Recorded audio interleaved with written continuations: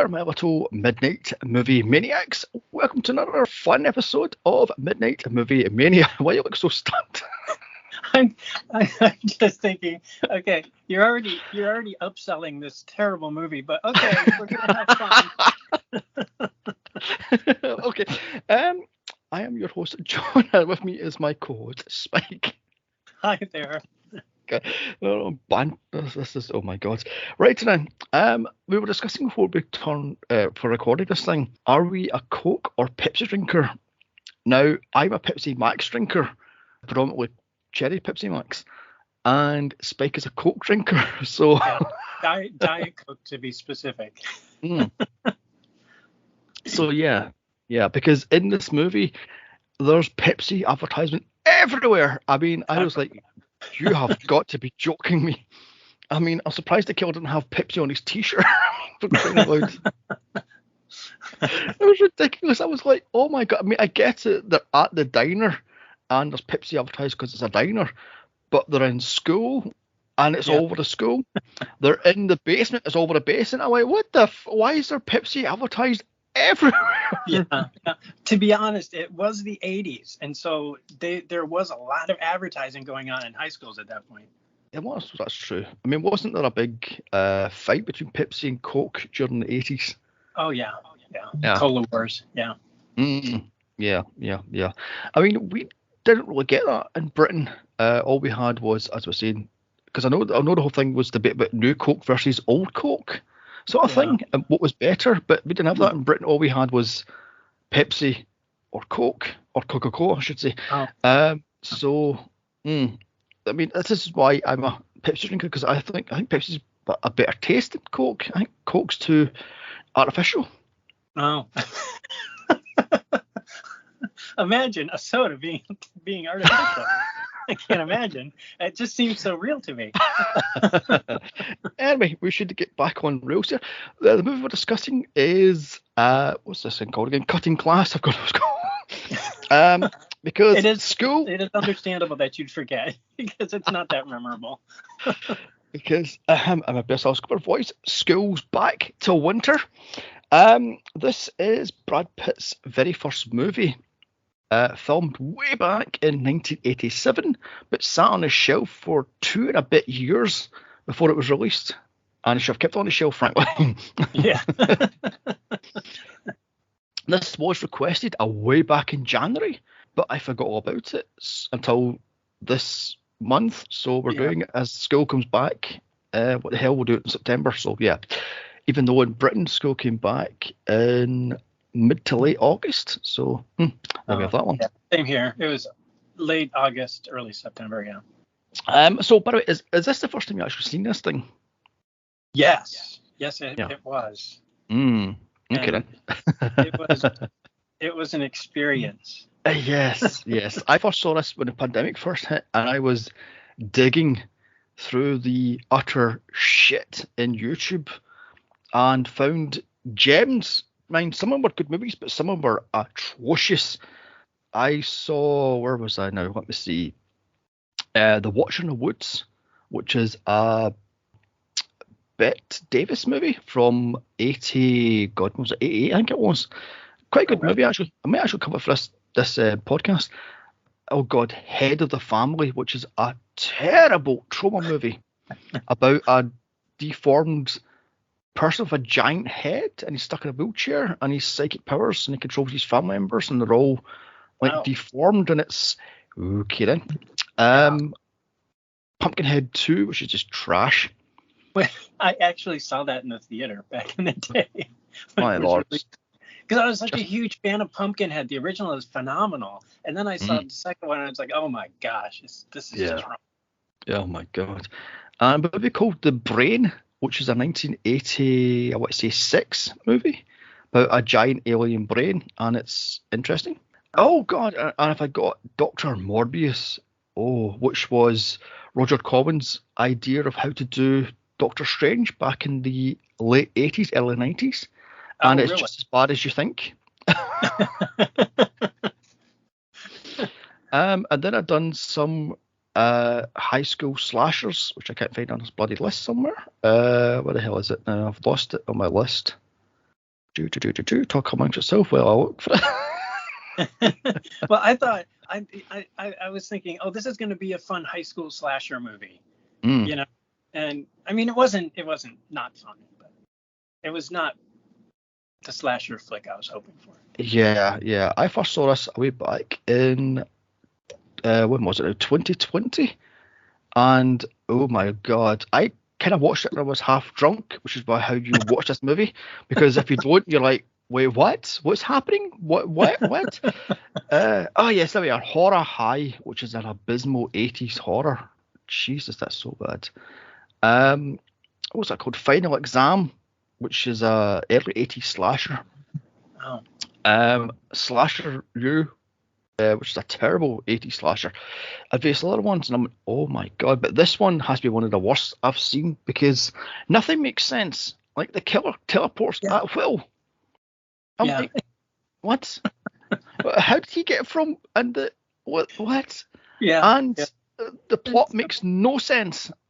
There's some continuity issues. Let's put it that way. It's so true, but I'm going, nothing makes any sense. And the whole bit where the father is lost in the swamp for days and nobody cares.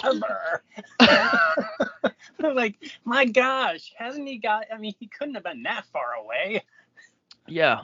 I mean, he drives his car from his house to the beginning of the swamp and parks it there and walks about a foot into the swamp, then gets shot with the arrow and then disappears. I'm like, you're about a foot from the fucking car. I mean, you walked out into the swamp. You could have walked back to the car. Oh my god. I don't even know why Martin Mull did this movie. It was. Oh my god. Yeah. I mean, oh my god. I was watching this back and I was going, wait a minute here, that's him from Sabrina. No, wait, that's Roseanne's boss. Yeah. And I went, boom. I went, wait a minute here, that's Brad Pitt. No chance this is Brad Pitt.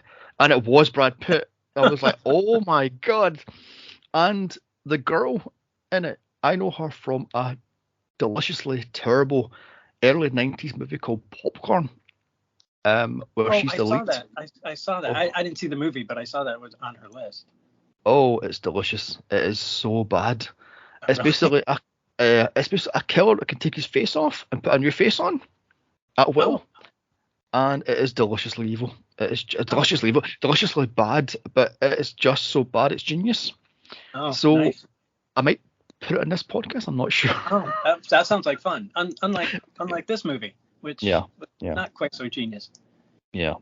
Although I will say, this is a good time if you're in the right mood and if you have the right group of people around you, I would say. Yeah. But as a movie itself, this fails miserably because it's like nothing makes sense, nothing much happens, and the plot is non-existent. It took forever for something to even happen in the movie. It's just like it's like they were trying to do character development in a script that had no character development. It's just why are we spending so much time?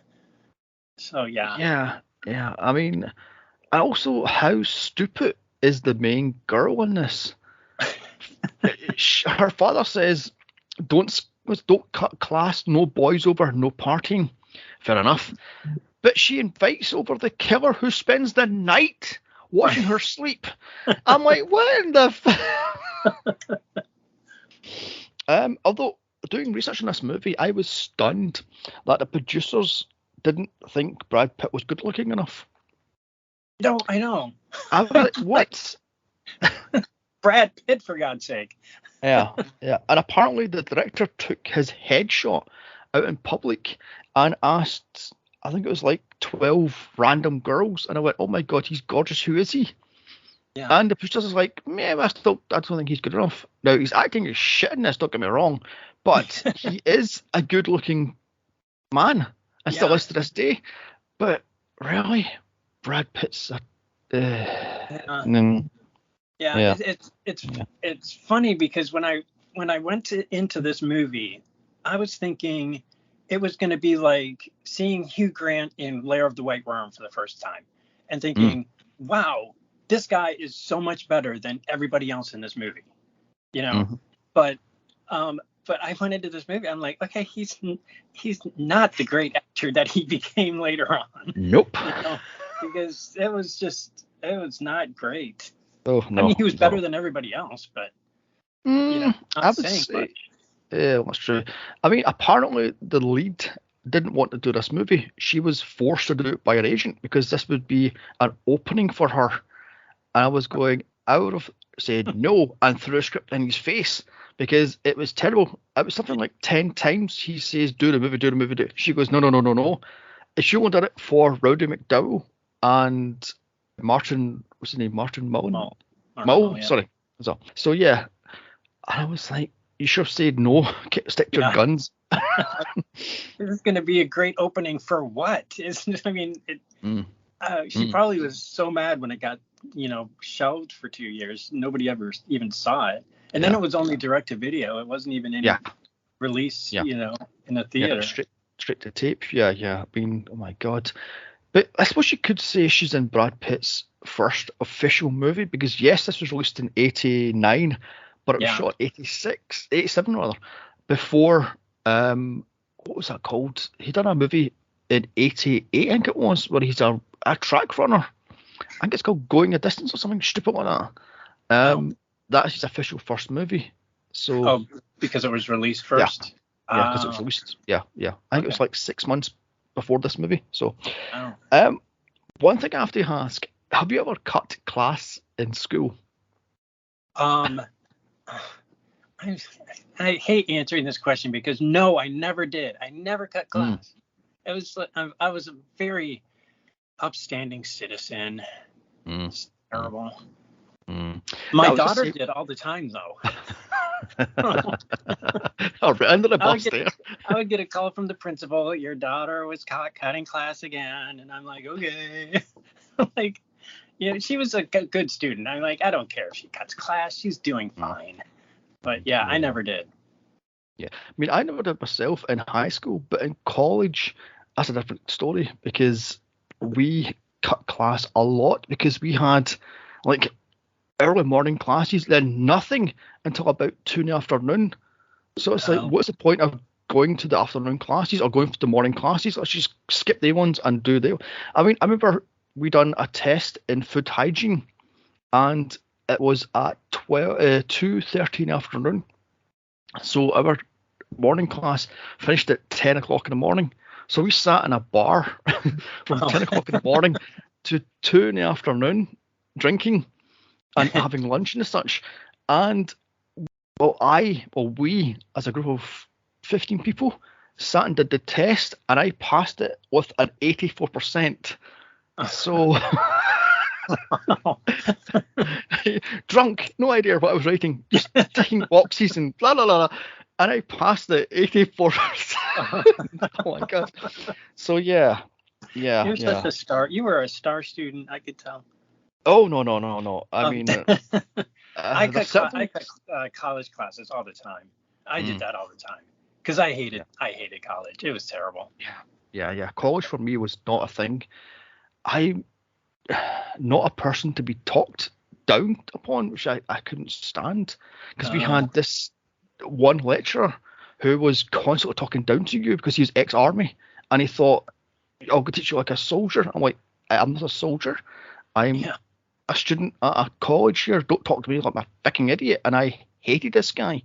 So it wasn't for me, and I just left after the second year. I wasn't having that. I was like, no. I mean, so anyway, moving on. The one thing, I couldn't find any information about this movie at all. A lot of bits and bobs, but nothing much of importance. The only thing I found out, this has one DVD release back in the early millennium and one Blu-ray release a few years back.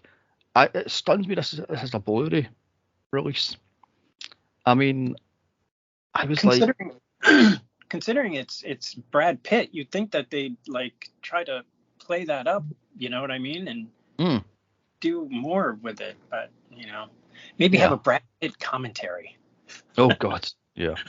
I think I love the fact how on the DVD cover it's a picture of the three leads, and Brad Pitt is the end lead. Yeah. I'm like, shouldn't he be in the middle with the biggest picture? But nope. It's Donovan Leitch, or Leitch, whatever his name is, Brad Pitt, and then Jill, what's her face? What the hell's her name again? Jill something. I'll get back to her later. And I was like, what the hell? So yeah, I stunned me this as a Blu-ray release. I mean, Right, yeah. You think that they would play that up as much as possible. That's the only reason to watch this movie. Yeah, that's true. That is very true, very true. Also got me thinking, this is Brad Pitt's very first movie, which is a horror movie. Now, how many Hollywood stars started off in horror? Oh. And I came across a little list. We have George Clooney from Attack of the Killer Tomatoes, Jamie Lee Curtis for Halloween, Jennifer Anderson for Leprechaun, Kevin Bacon for Friday the 13th, although technically Animal House was 2 years prior, but Leonardo DiCaprio for Critters 3, which is abysmal. Johnny Depp for Nightmare on Elm Street. Renée Zellweger for Texas Chainsaw Massacre: The New Generation, or Next Generation, rather. Sorry. Patricia Arquette for Nightmare 3. Where am I? Paul Stephen Rudd for Halloween 6. So yeah, Paul Rudd's first movie. Yeah. Halloween 6. Halloween 5 actually. Was Halloween 6? No, Halloween 6. I was right, Halloween 6. Which was a year before Clueless, which is his big. Right. And what else we got here? Matthew McConaughey for Texas Chainsaw Massacre: The New Generation, and finally Josh Hartnett for Halloween H2O. So that's the ones that I could think of off the top of my head. And it took me forever to think of these. I was thinking, like, who else was in a horror movie as their first, or one of their first movies, and that was the list I came up with. So yeah. Now was Lair of the White Worm Hugh Grant's first movie? I'm not sure about that was one. That would have been like 1988. It must have been. I mean, his big break was what, Four Weddings, wasn't it? Four Weddings. Yeah, this was way before Four Weddings. So I'm not sure, but yeah, I mean, I actually saw the Ohio premiere of Lair of the White Worm. It was terrible. Right. I have not actually saw that. I've been meaning to see it for years, but I've not actually saw that thing. So, Yeah, don't. It's fine. Let's not review that movie for this podcast. I don't want to have to sit through it again. Oh dear. Okay then. Message received. One thing I don't get about this movie, it's called Cutting Class, yet nobody cuts class in this thing. Exactly. And if it was a pun on stupid high school names such as Slaughter High, Student Bodies, Graduation Day, Night Class, Horror High, and these are all real movies, by the way, and I've seen them all, and they're then why is this one called Cutting Class? Could not call it something else? I mean, it's a clever name, but it sounds more like a comedy than it does a horror film. I don't know. I'm not a fan, but you know. The one thing I don't get is this movie supposed to be a sex teen comedy turned slasher? Because every single man in this movie tries to get into Jill Schoen pants, and I found that really annoying. Like, every single man wants her. Yeah. I'm going, oh come on, everybody. I mean, so was this a sex teen? It was a bit much. Yeah, I'm not sure whether it's. I mean, a lot of the reviews that I was reading about the movie was that it's like a slasher comedy, and I didn't get any of the comedy unless the comedy was just really bad. I'm like, there's nothing particularly comedic about this whole thing besides the fact that it's terrible. Yeah, exactly. I was thinking myself, this is a black comedy. How's it a black comedy? I mean, and people are saying it's a comedy, or it's a parody of a slasher. I'm like, is it? But because there's no slashing. Right. Yeah, there is that. Yeah. I was just really, I don't know. I was expecting a little more fun and a little, I guess when you're doing a parody, if it is indeed a black comedy parody type of situation, the parody has to be a little more overblown than what they were trying to do, because they just came off like it was a cheap slasher 80s movie with, a boob shot in it. And yeah, unnecessary nudity. I'm like, what was that about? Just one shot for no reason. So but yeah, it's not. It didn't know what it was. No, it didn't. I mean, I was going, if you're going to do black comedy, tongue-in-cheek comedy, have your tongue in your cheek, like Clue or Rocky Horror or, I don't know, Scream, dare I say it? The Scream franchise, yeah. I mean, oh my God. So let's go into the trivia, the little I found. Joel Shrolin, star of the equally bad Popcorn, as I said earlier, and Robert Englund's Phantom of the Opera. Oh my God, if I can find it, we're doing for this movie. It is abysmal. Oh my God. Robert Englund as the Phantom of the Opera. Oh, really? Yes. At the height of Freddy fame. Oh, wow. And he's playing the Phantom. Oh my God. And he's trying to get away from Freddy. Yeah, he has the Freddy makeup, pretty much. Oh, really? I'm not going to spoil much of it, but he can take his face off. He can pull off his nose and pull off his face. And underneath it, he has pretty much like Freddy's makeup. I'm going, you're trying to get away from Freddy, but you have the, moving on. Yeah. I have not heard of that movie, so now I gotta look it up. Oh my God. If I can find it, I've seen it twice, once in the 90s and once in the early noughties. And it is just as bad as I remember it. If I can find the thing, we're doing it definitely. Oh my God. As I said earlier, she turned this thing down several times before her agent pushed it onto her saying, do this thing because it will open doors for you. And she did it for, as I said earlier, Rowdy McDowell. I'm going, you should have said no, love, and passed on it, because this is just terrible. Yeah. And I mean, she's not even, I guess it's funny that they were after her to do the movie when she's not that great. No, she's not. In the movie. No. She's not good. So I'm like, how was she so sought after? And yet he was like hesitant with Brad Pitt. Yeah. The best actor in the entire movie. Yeah. I mean, speaking of Brad Pitt, apparently him and Jill were engaged on the set. Yeah. And he broke it off shortly afterwards. I'm like, does he have a track record for falling for these female leads? Yeah. I mean, oh my God. I mean, I was going, so you do have a track record, because didn't he do the same with, what's her face? Angelina Jolie, I've got her name. Yeah. Angelina Jolie with Mr. and Mrs. Smith. Yep. So, yes, Donovan Leitch didn't stay on script, which apparently pissed off the writer, as he kept on trying to get him to stay on script, and he was going, nope, he was wandering all over the place. And apparently Jill Shrolin hated the fact that she was forced to stay to script. She was trying to like improv and such, and they're like, nope, stay to script. But he's going off script, and he's doing a series, and that explains the whole ending, which we'll talk about. We have to talk about the ending, by the way. The ending is ridiculous. I mean, I saw this thing back in 2020, and my jaw hit the floor when I realised what was happening. I was like, what in the name of what? Oh, yeah. We're going to have a good discussion about the ending of the movie. Oh, it's so what? Anyway, so the cast, we have Jill Shrolin, Brad Pitt, Donovan Leitch, Rowdy McDowell, and Martin Mull. The budget, I have no idea, and it made, I have no idea, because it's straight to tape. Yeah. At the height of the straight to tape popularity. Oh, interesting fact for you. Between 1979 and 1983, there was 3,600 plus slasher movies made. Really? Yes, really.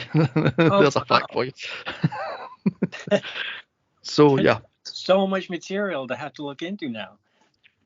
Oh my God, most of them were utterly shit. I mean, most of them were like clones. Most of them were clones of Halloween, but some of them are gems. and some of them are, like for instance, My Bloody Valentine. My Bloody Waste of Time now. 81 is interesting. I should do that next year. I'm not sure. Is an interesting slasher. Mm-hmm. But what else we have? Oh my god, New Year's Evil, which I love. That is so bloody bad. I watch that every New Year. So I found really? it back in back in 2018. I watched it every single New Year since 2018. Oh wow. It is so bad. It is genius. Oh my god, it's just geniusly bad. I mean, and was it Bloody New Year is another one, which is a British horror, kind of like The Shining. It's set in a hotel, but there's a time loop thing. It's complicated. Happy Birthday to Me is that 81. Yeah. I love that movie. That's great. Yeah. We may actually cover that next year if I can find it. That is, I find it on the streaming services and such. But yeah. I'm trying to think what else was a big hitter. Of course, we had Friday 13th, which is a blatant ripoff of Halloween. So, Yeah. But yeah. Like I says, I was kind of stunned when I found that information, because that was a documentary I was watching about 4 or 5 years ago, and we're saying that during the 80s, the slashers were everywhere. They were churning these things out, sometimes four a week. It's like, bloody hell. So yeah.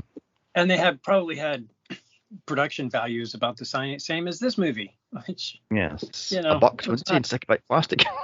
yeah. This movie was not expensive to make. I would say this is about what, $1 million and a half, I would say. Yeah, not much, because there's, I mean, so much to talk about. Oh god. Okay, here we go. The plot. Oh, here we go. A killer is running amok in a high school, picking off students and teachers alike. Who is the killer? Could it be the creepy janitor, the rich pretty boy, bully, the vice principal of the high school, or the teenager who was recently released from the nut house? Let's find out here. Yay! Oh my god. I mean, oh my god. Brad Pitt, by the way, he's playing a high school bully who you're supposed to root for. I'm going, he's an asshole. Yeah. I say unlikable, you say asshole. Yeah, it's the same. But he was like so unlikable in the beginning of the movie. I'm like, you don't make fun of the crazy guy. He's not. That's not nice. But yeah. I mean, plus he's trying desperate to get into his girlfriend's pants. Every single scene when they're together, he's over like a bad rash. I'm like, mate, take the fucking. Oh my god, take the hint. Oh my god. One thing I noticed, the start of this movie with the little kid on a bike going down the street, he's throwing newspapers to the same 3 houses again and again. I was like, how cheap is that? And I don't know what that sound was, what the sound that the newspaper made when it hit the concrete. It was like, it sounded like a freaking board was landing on the concrete. I don't know what they used to do that. That does not sound like a newspaper at all. No. I've got to ask, what is newspapers actually delivered like this in the 80s in America? What was that? Were newspapers delivered like this in the 80s in America? Oh yeah. Oh yeah, absolutely. Oh my god, I delivered papers when I was a kid in the 90s, and I had to actually go to the letter box, the post box, and put the letter through the sort of newspaper and have it sort of half hanging out and move on. I couldn't just throw it and run it and go away and just lob the thing. You open your door and you reach and grab your newspaper. Yeah. And I've got to say here, this movie just screams the 80s. The fashion, the music, the cars, the hairstyles. I'm like, oh my god, can this be any more 80s if it tried? Yeah. Although I have to say, what is with the music in this thing? Oh, it's terrible. Terrible. It's awful. Oh my gosh. Okay, if you have an 80s movie, you have to have really good music. And this didn't even try. It wasn't there was no effort. It was just like, whose brother-in-law does music? Well, let's hire him and bring him in. So true. And they're going to be like, well, what's the movie about? It doesn't matter. Just make music. It's fine. That's so true. I mean, they didn't even try to have this theme song as like a killer theme. Oh, yeah. Nothing. I was like, what the? Oh, my God. I love the fact how an important piece of the plot is in the newspaper that the killer, the teen killer, because it's obviously a fucking killer is in the paper saying he was released that week. The killer being, spoiler alert, Brian, played by Donovan Leitch. I was going, he's just been released in the paper, it says a week ago, right? Yeah. Who did he get released to? Because his father's dead and there's no mention of his mother. There's no mention of any other family members. So was he living on the streets for the entire duration? That's the speculation, because I read that it showed that because he kept wearing the same clothes. Mm-hmm. So he was clearly like living on the street because he had nowhere to go, and that's why he put on her dad's clothes. Yes, yes. I've got my notes also. Was he wearing the same outfit for this entire movie? Yes, he was. Yes, he was. We're not homeless. Have some compassion. He's a serial killer. No. And I love the fact how Paula, who's played by Jill Schoen, runs out to get a newspaper wearing nothing but a t-shirt. I'm going, really, love? You don't put shorts on or exactly anything. And the thing is, and then her dad walks out right behind her. It's like, okay, you were doing that when your dad was right there. Oh my God! Who does that? Yeah, whatever. And she goes, you're not getting the paper because you're having the week off because you're the big DA of this town. I was going, I thought he was the principal, but no, he's the DA. Yeah. Okay then. And I'm going to throw the paper away because if you see the paper, you'll get all uptight and worried. Okay then. Yeah. And she just throws it away. Completely pointless. What the? Yeah, I didn't get that at all. Speaking of which, her dad is Will. I think his name was Will. They dropped it once, and that was it. I think his name was Will, played by Martin Mull, who I thought was the principal of the high school until about 20 minutes into the movie, and I realised he's the DA. I'm like, wait, he's the district attorney. I thought he was the principal. He goes off on a hunting trip for days on end as school starts. As you do. I mean, of course. I'm guessing she is what? She's 17, 18, going on 25.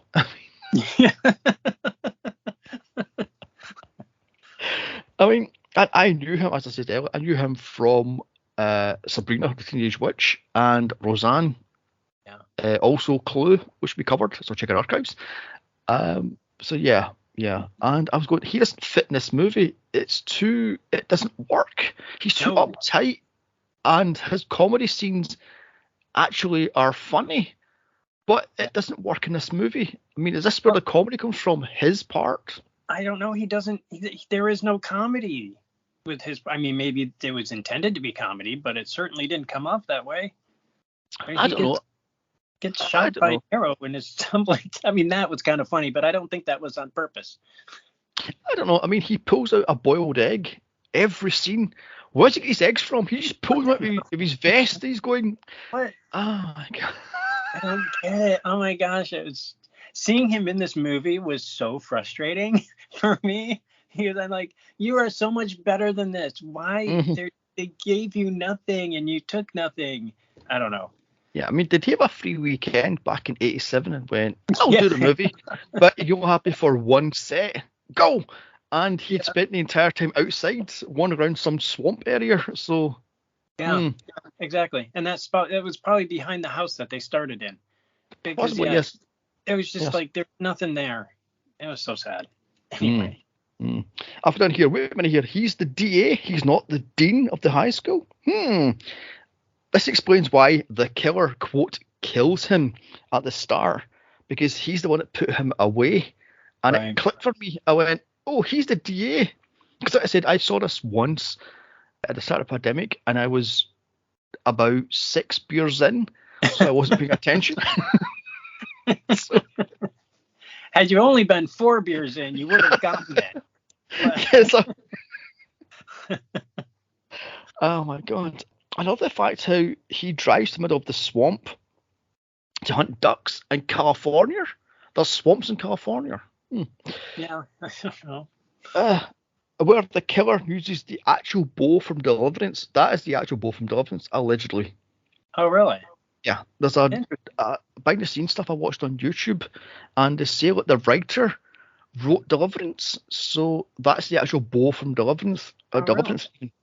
So, there we have that one. Yeah. The best actor in the movie was the bow. Yes, the bow. Yeah, actually the dog from later on is the best actor. Oh, that's true. Yeah, that dog did a great job. Oh god. So Q, bad boy Dwight. Oh god, that name is terrible.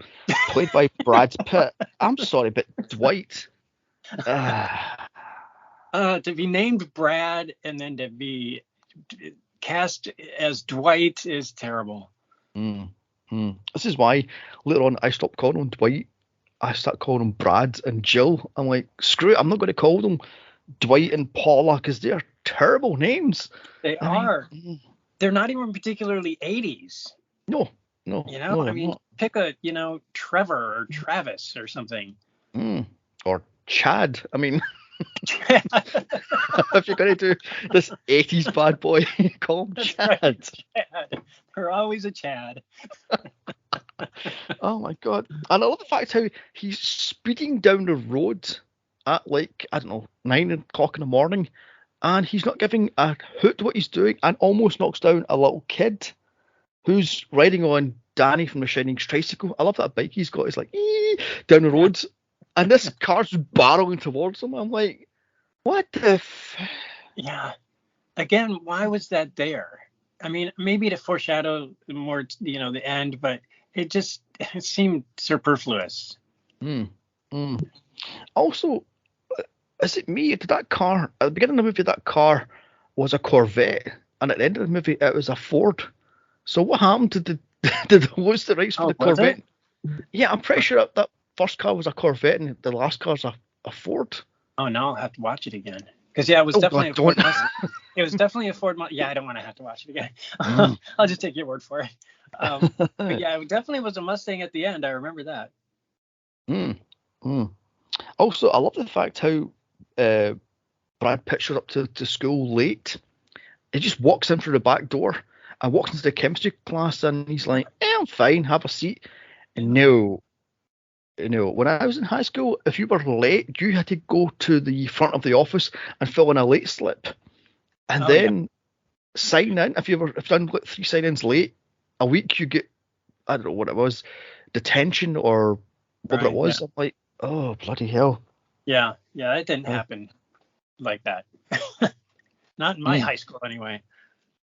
Well, another fact how the chemistry teacher, who is way OTT, my god, this guy is like, okay mate, dial it back, just scooch. In fact, dial it back, way back, as he's talking about sodium in water and what it does and such. And I was going, are all high school chemistry teachers insane? Because this happened in our high school. He got a gigantic fish tank out and filled it to the brim with water and just chucked in sodium, and it exploded, and glass and water shattered everywhere, shouting the entire front row in water and glass. So, yay. Yeah. Don't you just love the 90s? Could you imagine that today? My God. Oh, yeah. There'd be so many lawsuits. And then cue the mixed gym class as Brian creepily stares at Paula. I was going, why the hell? Why is he staring at her like she owes him money? I mean, I'm like, what the hell is happening? I don't know. I mean, they they tried to make they worked really hard trying to make him creepy, but they almost like worked too hard to make him creepy because he just came off as unsavory. Yeah. I've got on here. This, of course, pisses off Dwight, and I've got to hear. Screw. I'm going to call them Brad and Joe because Dwight and Paul are ridiculous names. So yeah. So you're supposed to believe that Brad Pitt is the hero of the story, but he's a complete ass to everybody. Yeah. As they send the Brian guy up the rope and he swings him around, and I'm going, "You're a complete asshole bully." And that scene kept going on and on and on, and he's twirling and twirling and twirling. I'm like, give it a rest. I mean, how can we cut out a few seconds to this scene because yeah, it was a bit much. But yeah, I was wondering if they were trying to make Brad, aka Dwight, like because they were trying to like throw off who was the killer. You know what I mean? So you kept they I think they wanted you to think that he might be the killer. But because they seem to implicate like everybody in the movie any male could have been the killer, you know. A creepy principal or, you know, weird janitor or whatever.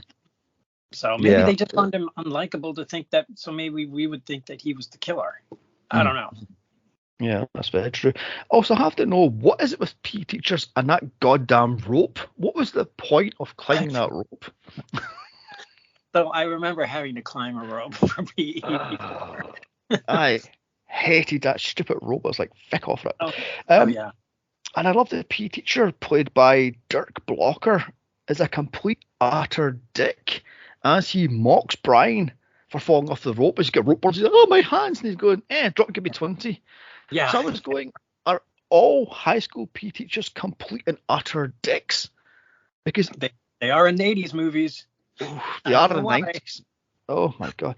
Because in my high school, I had a particular nasty PE teacher, and his name was Mr. Frame, and he had the pedo tash, or the cop's moustache, and he was about 5'6", 5'7", and every single time he was out on the grass, so to speak, or the football pitch or the hockey pitch or whatever it was, he had either a golf club, which was a putter, a hockey stick, or a meter stick, and he would whack it off the ground and ball us for doing stupid things. I'm like, you're a complete psycho, you little nuts, you little shit. And I think this is the start of the disdain for authority figures that I can't stand, because he was such a little fucking asshole. So he was. I couldn't stand him. Yeah. You know. Wow. I mean, when we were doing running, he would pick up a branch and whack us in the back of the legs in order to get us to run faster. Yeah. And oh my god. And when we were doing swimming, now I can't swim for shit. He would literally drag me with a pole, hook it around my waist, drag me with a pole, and put me in the deep end of the pool and go swim back. Oh my. I'm going, I can't swim. This is a 9-foot pool. You're trying to fucking kill me, you little Nazi brat. I mean, good and Lord. Yeah, so this is why I can't stand PE or gym or authority figures, because this guy was a fucking psycho. I mean, oh my god. But yeah. Yeah. Mine were normal. Mine were not that way at all. Not that I liked Jim anyway, because, you know, it was Jim, but and maybe one softly. So it cuts to lunch, as you do. It just cuts to lunch. And Brian is, of course, staring at Jill as she talks to her best friend forever, Colleen, played by Brenda James, who mocks him openly. I love that she just mocks him. Oh, he's a nutbag. He's a Frankenstein monster. He's so gross and icky. I'm going, he's right there. You could at least wait until he goes up. Oh my god. And I love the fact how it shows him riding a child's bike, complete with little tassels on the handles. I'm going, where'd you get a bike from? The kid at the start? Yeah, yeah. Did you kill the poor Paperboy with Nicky's bike? Paperboy. Oh my God.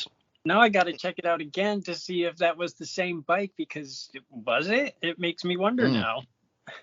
Oh my If God. if it was the same bike, that's genius, because Yeah. they didn't indicate at all that.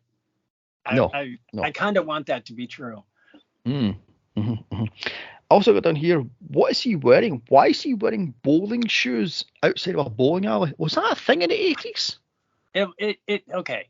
So it kind of was. There was a bowling shoe fad in the mid 80s. So that was a thing, but Okay then. it still looked bad. So, Bowling shoes, was that a thing in the 80s? Because I've seen about 4 or 5 horror movies and they had guys wearing bowling shoes as a fashion thing. I was like, yeah, why? it was a thing. It was definitely a thing. Okay then. Okay.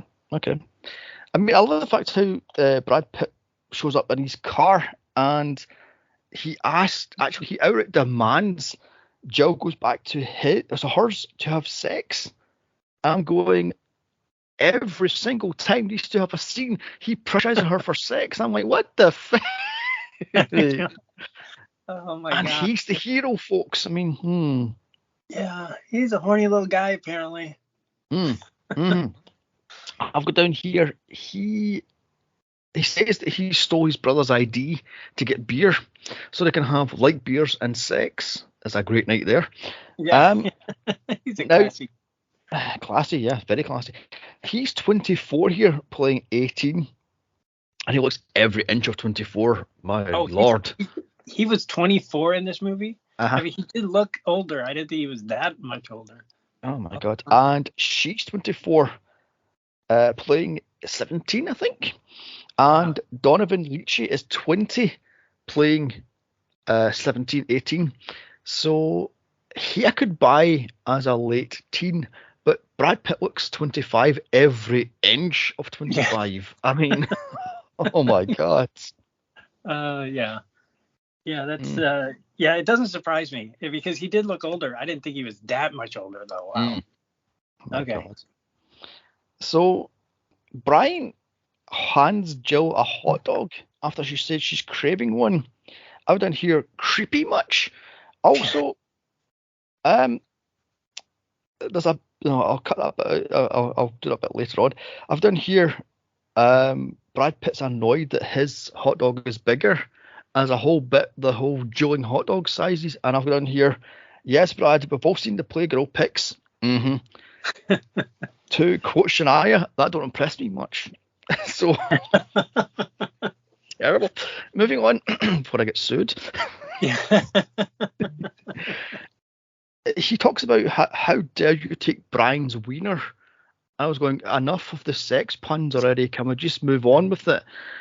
And he then practically forces Jill and her best friend in his car and drives off. I'm like, yeah, he's the hero, folks. I mean, I know. I'm like, okay, okay. So I understand it's the 80s and they dealt with things differently back then in movies, but even, I mean, it was just, there's so much badness in the hot dog thing and the shoving them in the car thing. We got to go. It's terrible. Yeah, it's terrible. Absolutely terrible. I've done here, it is clumsily dropped that Brian went to the local insane asylum after killing his dad 5 years earlier, which makes him about 12 or 13 when he killed his dad. Oh, okay, then. Yeah. Oh, you're right. I didn't think about that. And he's quote unquote better now. Get in. I've done here, hello, he's the killer. Ding, ding, ding. I mean, Jesus. See, it's funny because I was going back and forth because I'm like, okay, they're it's really obvious that he's the killer. So maybe he's not the killer. Maybe, maybe it's Brad Pitt's character after all. And I kept going back and forth. I don't know. Is he good? Is he bad? Who's who? But then it just ended up being him. So. Yeah. I've got to see, the twist of not having a twist was really lame. I mean, I was going, that's your big twist. the obvious killer is the killer. Yeah, that's the twist. Yeah, the guy that we've been pointing to the whole movie. Yeah, he's the killer. Surprise. That's your twist. Yeah. Be like, oh wait, Michael Myers is the killer all this time? I don't understand. That's a twist. Yeah, it doesn't work. It doesn't work at all. Oh my god, yeah. You may say to me, the Dream Demon guy's the killer? Oh, shots of breeze. I mean, Jesus Christ. Yeah. It's also dropped that him, Brad Pitt, and Jill were a little clique together. They were besties. I'm guessing that would have been what? Middle school would have been? I don't know. What age should be 12? What would that be? Yeah, I mean, moving on. Middle school? Yeah. Oh. Yeah. So it cuts to that night as Brad tries on Jill's dad's suit. As you do. I mean, yeah, okay then. That was kind of. Yeah, that was creepy. Yeah, that was okay then. And he then, it gets better. She tells him to take his suit off because that's the DA suit. As you do. So that's the father's go-to-court suit. He then says, I'm bigger than your father where it counts. He then opens his trousers and looks in. Right. I'm like, when did you see her father naked to make that judgment? But, yeah. I'm actually going here. It was terrible. So, moving on. The next day, we meet the pervy principal, Mr. Dante, played by Roddy McDowall, as he sniffs the dust sock on his mic. What? Why did he do this movie? I mean, I don't understand. Poor Roddy. He's he did a lot of weird movies in the 80s. I will grant you that. But he just plays this creepy guy for no reason whatsoever. Nope. And it is super creepy what he does to Jill through this movie. It's like, oh my god. I mean, oh my god. It wasn't even like funny. I wonder, did he think he was being funny? I have no idea. I don't get it. It was terrible. It was not. Yeah. I have no idea what was going on, but yeah, I was going, this whole pervy teacher thing doesn't work, especially if every single teacher's a perv. They all want it into Jill's pants. I'm like, what? Exactly. He's trying to get there. The math teacher was trying to get just like. Yeah, the PE teacher, the bloody art teacher. I'm like, oh my god. Speaking of, he's on the Tannoy thing talking about how he found a picture. Somebody drew of him with a large dick. And he goes, join the art class, as it just cuts to the art class. As Jill is the life model, and Brad is pissed off because he didn't want her to be a life model for reasons. And the thing is, there's no way a student is ever going to be a life model in a class in a school that she goes to. Nope. It's not going to happen. So it was God. And that it was just yet another scene of that was just pointless. There's just so many pointless scenes in this movie. Yeah. And we still hadn't gotten to any killing yet. Nope. I mean, we're about 20 minutes into this movie? Oh, at least, yeah. And there's not a drop of blood being spilt yet. I'll tell a lie. The DA guy was shot with the arrow, but there was no blood. So yeah, there was no blood. There was no gore. He just got shot. It's like, oh, well, okay. Oh, my God. Although I will say, we had a very liberal art teacher when I was in high school. And we did this whole live model thing. And she hired 2 live nude models. And they came in and disrobed. Now, we were 14 and there was a naked woman, a naked man in front of us. Let's just say she lasted 2 weeks and was fired. Oh, wow. So, yeah. That is more a college level type of thing that is done, not high school. Yeah, not high school. No. She lasted about 2 weeks, and then she was out the door. And then we had the bog standard art teacher with the the funky bandanas and the hair all over the place and the pencils and the such and the big flowing skirts and the the type, so and the glasses always up the head. Where's my glasses? They're on your head, love. I mean, anyway, moving on. Very granola, as we would say in the 80s. Oh my God. And so Brian is actually still this man. He's stalking Jill from the back of the class. Has he been sitting there all day waiting on her coming in to do her art class? Life model thing? What the hell was going on here? Because, he just saunters in. I was like, okay, all right. And again, pointless. There's so many pointless things in this movie. It's just like that served no purpose. None of that did. Yeah, I love the fact how one of the students has a picture already painted of Jill. Like, what the hell was that? Was that between takes? You just bored just painting? What the hell? Oh my God. And the perfect teacher pulls an apple and goes, bend over and pick up the apple. And he's going, freeze! And touching her up and down her back. I'm like, oh, that's just creepy. My skin was crawling. I know. Those teachers in the school. All of them are just perverts. Yeah, and then he gets her to reach for the apple as Brian's holding it above her head, and he goes, look at the stretching of the... I'm like, what? How long is this scene going for? I know. Again, it's like, I don't care. I don't care about any of this. Just give me a dead body. Just one. Yes, yeah, exactly. It just cuts to later on in the day because it just cuts to it. And Jill is selling basketball tickets for the big game that night. Shouldn't it have been sold days earlier or a week or so earlier? I mean, yeah, I don't remember how we did tickets in high school. But yeah. Okay then. Again, who cares? Just announce that there's going to be a basketball game. Why did we have to have a whole ticket buying? Yeah. It's like, just go to the basketball. I mean, go to the basketball game. Basketball games happen in high school. We don't have to explain it. Yeah, I mean, I get it. This is the big game where Brad Pitt has a scout scouting him out, although shouldn't have done a lot earlier because I'm guessing this is towards the end of the year. Or is this the start of the year? I have no idea because there's no time. So, and of course, the principal is all over like a bad rash as he's like purring at her to get more tickets and buy it. And I was like, ugh, gross. He then asked her to go back to his office and hands her the uniform, which is on the ground for some reason. Yeah, it's on the ground. And I'm going, what?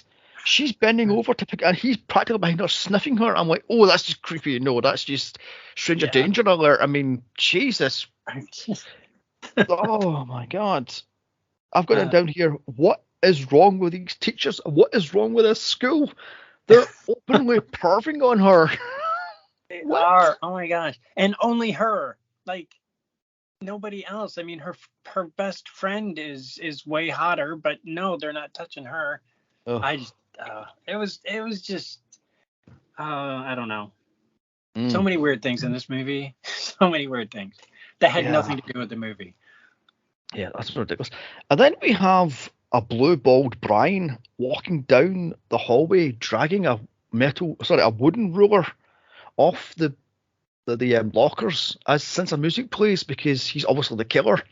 I'm going, if you haven't got it right now, he's the killer, then there's no hope for you. I mean, it is so obvious he's the killer as he's going. I'm going, oh my God, as the music is playing sinisterly in the background. It's like, oh, fuck off. Yeah, and I'm sitting there thinking, oh, this is too obvious. They're making it too obvious that he's the killer, so he's clearly not going to be the killer. So I did just the opposite. I'm like, he's obviously they want you to think that he's the killer when he's not, Yeah. That's and then he ends up, spoiler alert, ends up being the killer. But yeah. And the pervy art teacher is killed next, roasted alive in a man-sized kiln. Is that how you pronounce these things? Kiln? What the hell they're called? Oven thing. Yeah, it's a kiln. Yeah, Uh, I don't know if there's any such thing as a man-sized one in a high school, but nope. I mean, oh my God, when I was in high school, they were big enough for a vase or a bowl or a plate, but not the whole human being going in and shut the door and roast them alive. So yeah, the yeah. kiln in my high school was like the size of a washing machine, Yes, and yes, that was yes. it. I love the fact how smoke is just pouring out of the chimney, and nobody smells that roasting flesh. You know what I mean? I'm going, what the hell? And Oh, they're making ah, barbecue in the cafeteria today. good eating. I mean, honest to God, Jill is red herringly jump scared by Brad Pitt, who's in the back of her car, as you do. I mean, Yeah. she then just drives home after he fails to enter her pants yet again. I was going, what is it with you and her? Every scene you two are in, you're trying to get into her knickers. Yeah. I mean, honest to God, he It also kind of has a. Sorry. You kind of wonder when they were doing, like when they were filming, because they don't film anything, in order.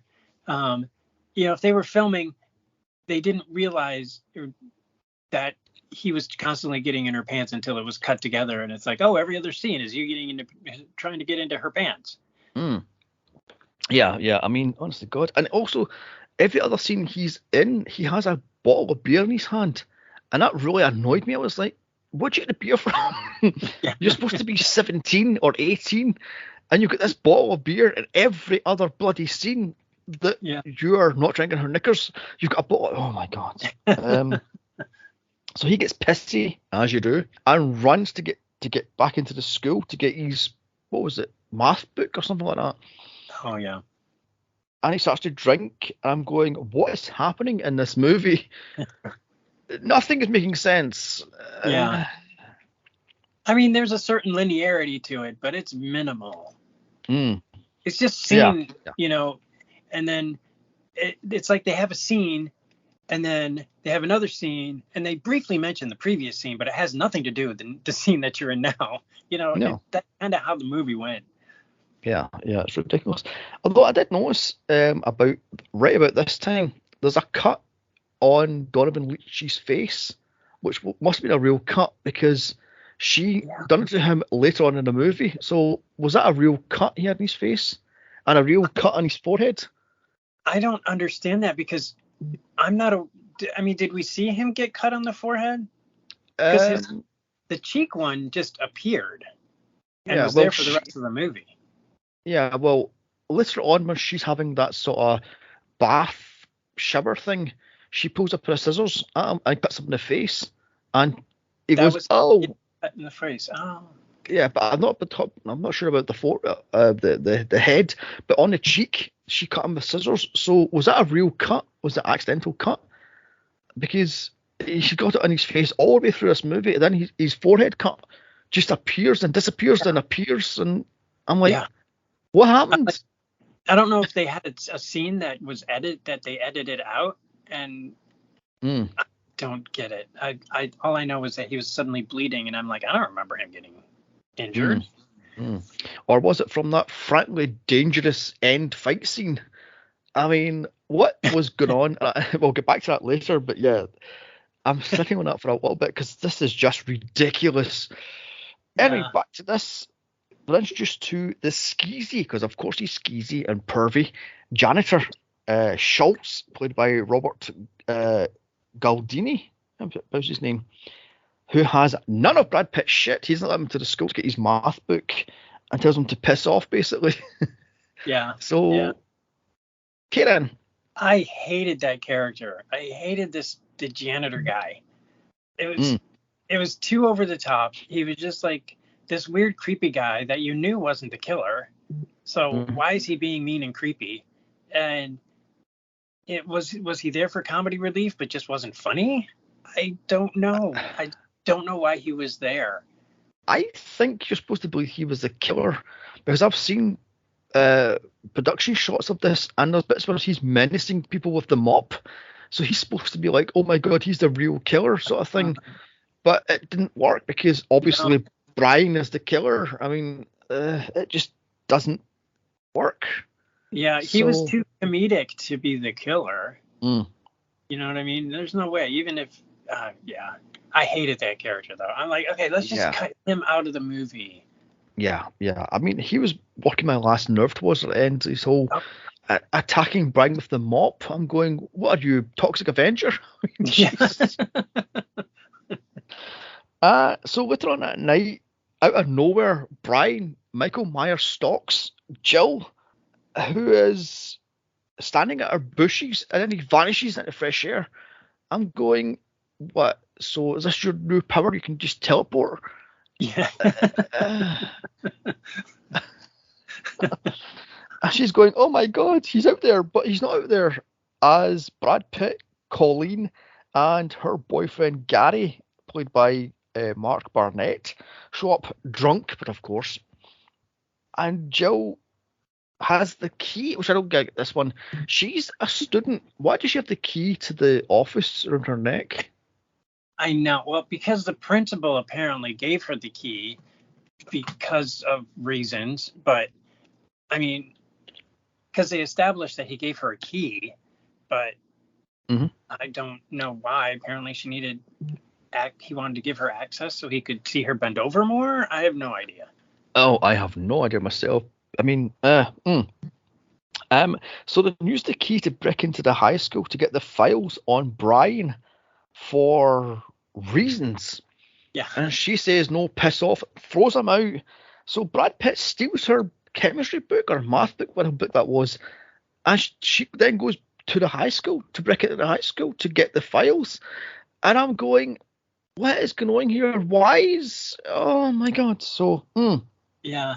Like, what? Okay, so at least there was a plot point for the first time. yeah, I well, that's think true. that was really the first one that we actually were like, oh, this is actually moving along. Um, but it was like, it's just like, the kids aren't going to do that. They're not going to care about their crazy friend and his file. Oh, I have no idea. Yeah, but at least it was a plot point. At least they were moving things forward. So Yeah, I suppose that's true. I suppose that's very true. Although, speaking of which, I love the fact how Brian shows up in his little rickety bike as Brad Pitt speeds off in his car, and yet he beats them to the high school on his bike. Right, he's hiding. He could go cross country though. Yeah, I suppose that's true. Know, That's it was true. a BMX. No, it wasn't a BMX bike. No, I think it was a chopper actually. So, It was. I love the fact that he's hiding behind a glass water tank as they're looking for his files in the office. Oh, I'm right. like, how did you get in the school? Did you teleport? Oh, because I've got down here, he's hiding behind a glass water tank, John. He's hiding. Oh my god, I've got down who in the feck wrote this thing. So yeah. The thing is, I was the movie was just it was so far afield at this point. It never even occurred to me like, how did he get there? My brain was just like, oh, he's there. Yeah, he's actually in the office before they open the door. So how did he just teleport through the? Oh, moving on. Yeah. I got to hear. I get this as tongue in cheek, but does it have to be this fucking stupid? I've got in here. Oh my god. At least make the characters slightly more smarter. As Colleen takes a small cup of water from the tank and you see his face. Yeah. What is happening here? Oh my god. Ridiculous. And Jill, she gets her hands on Brad's ring because he's got a family ring on his finger, which is important for later for reasons. Yeah. I mean, the whole first half of the movie, she goes, give me your ring, give me your ring. And he's like, no, this is my family ring. This is important to me. Yeah. Right. So... Okay. Oh my god. I love the fact how they're going through the files and Colleen goes, I'll change my IQ. I'll make myself 100. I'm like, really, love? Yeah. You're going to make it 100. Oh dear.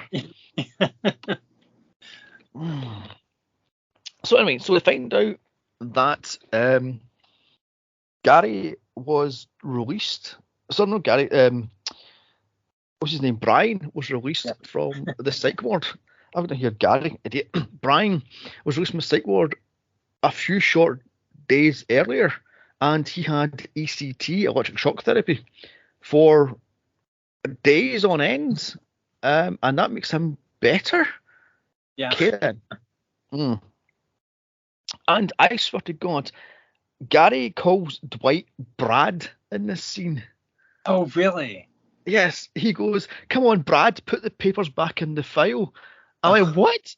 So, oh, I didn't catch that. Oh, I'm so disappointed I didn't catch that. oh my God. And I've got on here, the skeezy janitor doesn't hear Brad Pitt and company breaking into the school or laughing as he's buffering the floor with a little buffer. And they don't hear that thing either, but these things are loud, by the way. They are not silent little machines. These buffing machines are loud. Yeah. So, moving on. So Gary takes Brian's files and photocopies them for reasons, but there's only one copy. Yeah, he spreads it around the school. How does that one work? Yeah. Oh God. I just, oh my gosh. Yeah, I don't know. At this point, my brain just kind of had shut down because it was like, I'm kind of done trying to make sense of this movie. I'm just gonna go with the wave. Yes. So the next morning, it's spread around the entire school that Brian is a nut job and was just released from the psych ward just days earlier, and he got shock treatment.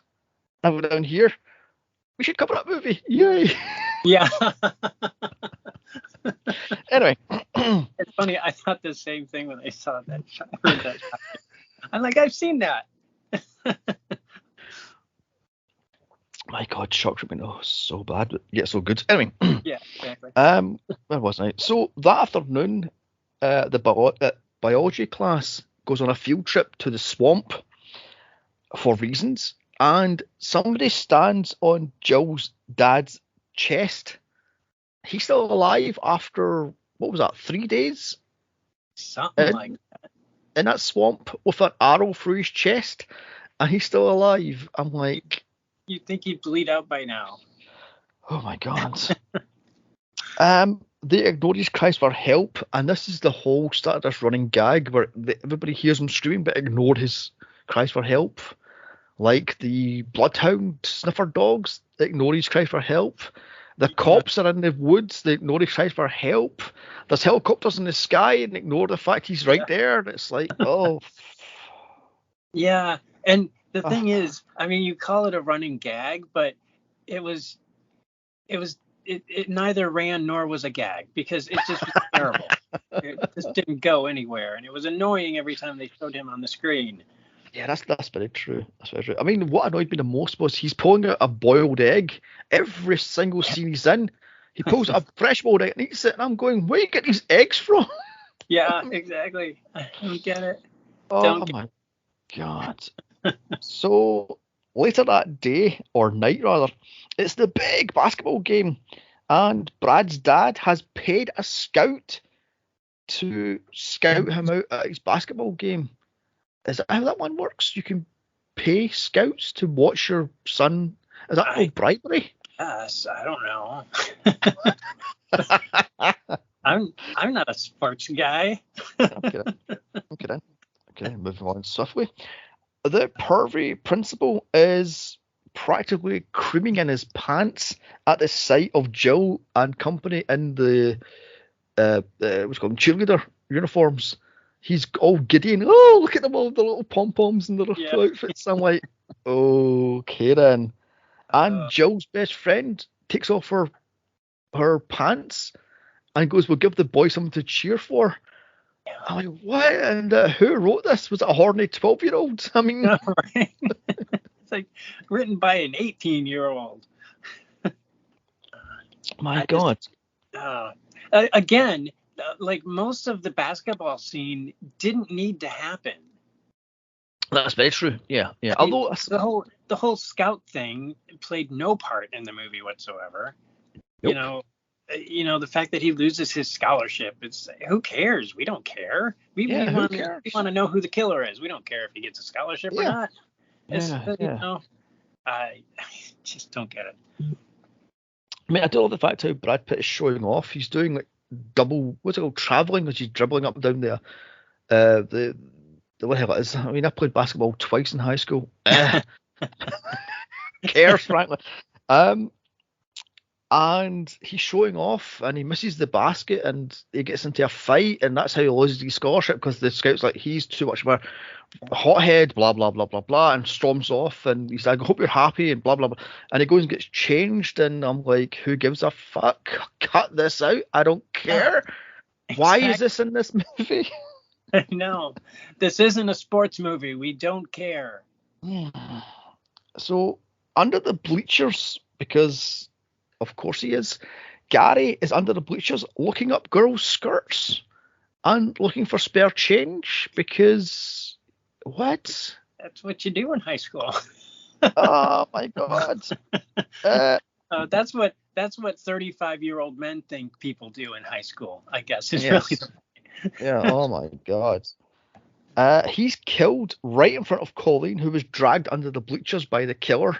She doesn't scream at all until the band starts playing the instruments. I'm going, why didn't you scream as soon as you're dragged under the fucking bleachers? Right. Oh my god. And when he gets his throat cut there underneath the bleachers, I'm like, okay, finally someone dies, and it's the stupidest thing ever. You know what I mean? And there was like nothing realistic about it. I mean, not that I expect realism, but at least a modicum of, something. Yes. Yeah. I mean, other fact we're just going to drip blood on his neck, and it's going to be okay. Yeah. Like, no, I want more. Thank you. This is the first killing. Yes, this is the first piece of gore in your slasher movie. The first slashing, and it's a little. I mean, I know. That's not a slash, that's a cut. Come on. Yeah. Let's get it together, people. Yes, I've bled more nicking myself while shaving, for Christ's sake. I mean, there's a little. God almighty. Although apparently there's two cuts of this. There's the unrated cut and there's the rated cut, because the MPA wasn't pleased with the added scenes, this was one of the added scenes to extend the movie, add more gore. So apparently there's scenes where he actually got gushes out and it bleeds everywhere, but it was cut down to a little. Oh, he's cut. Oh, he's dead. So yeah. Most notoriously was. What was this rated? Was it rated PG-13 or rated R? Because it had boobs in it. Okay, never mind. I think this was a 15, which is, I think that's R rating. So R here because. Yeah. Because the gore was not rated R gore. No. Although apparently when it's shown on TV, all the death scenes are cut out, so it's not really? lovely. Well, that makes no sense then. There's no point in watching this movie. So I was like, you've got to be kidding me. There's 2 death scenes in this that are quote unquote gory and they're cut out. What? There's more gore on CSI than in this movie. Oh my god. There's more gore in bloody Sesame Street than in this bloody movie, for crying out loud. I mean, oh my god. Right. So outside the gym. Serve more gore than this. That's very true. Yeah. So outside the gym, Brad tells Jill he has completely messed up his future as he's lost his scholarship to the big, I don't know, college or high school. Again, don't care. I don't care. Yeah. He then hits on her yet again, and she blue balls him yet again because, yes, love. I mean, get him neutered, for crying out loud. Yeah. Jesus Christ. So it then cuts back to the gym as the janitor or custodian, because I'm the custodian of your future. That's a terrible line, by the way. That line was awful. Yeah. He's cleaning up the mess from the game along with Gary's blood and just goes, meh, there's a big pool of red skunk here. And it's like right in the middle of everything, you know. It's just like, oh look, oh there's blood. Oh, let's sweep me. I don't know. It's just like, I don't know if he was surprised. I don't know. I didn't get that scene at all. I didn't understand what was going on with the janitor. God.